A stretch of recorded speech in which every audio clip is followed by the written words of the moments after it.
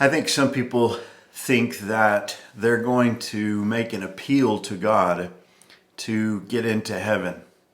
They think they're going to come and give a laundry list of all the good things that they've done, the accomplishments that they've had, the times that they could have chosen evil, but they instead chose good.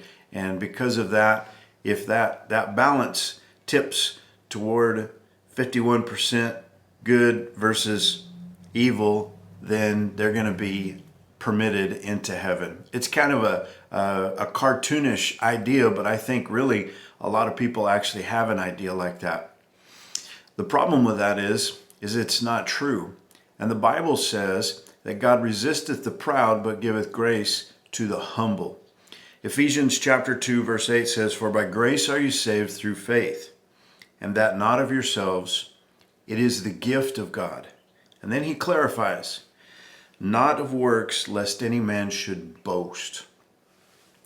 If we were to stand before God and boast of our works to get us into heaven, that would be this picture that I'm painting. But Jesus says that that's not what's going to happen. Listen to this passage from the book of Isaiah as God describes the Assyrian king and his boasting in what he had done and had accomplished. Listen to this image, this metaphor.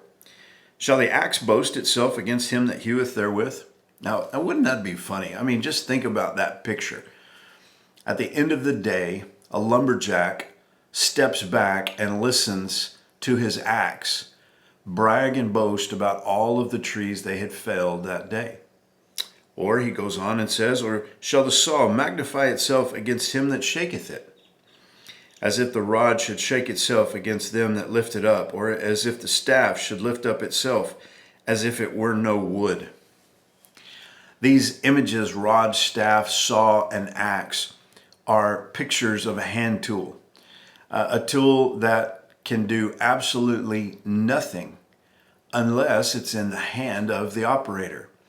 It's the lumberjack who felled all of the trees. Yes, he used the axe to do it. He used the saw to do it. But without him, the saw and the axe would have been useless. The shepherd using his rod and his staff, he's the one who's directing, guiding the sheep. He's the one who's protecting them, not the pieces of wood that he holds in his hand.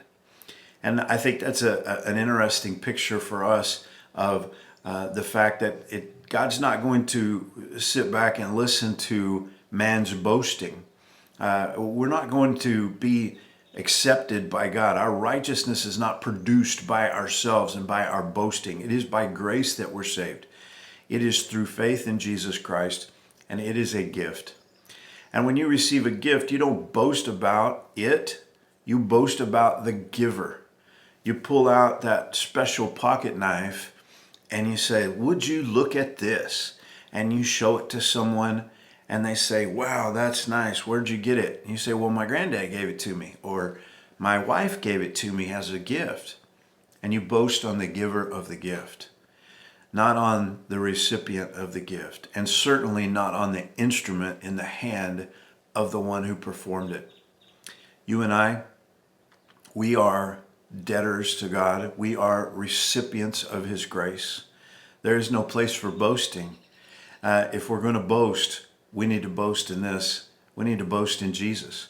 We need to boast in his work, in his glory, in his grace, in his forgiveness, and in what he's done for us. So I just want to encourage you today, let's do that. Let's come humbly to Jesus, receive the gift that he gives to us, and then let's exalt him. Let's boast in him.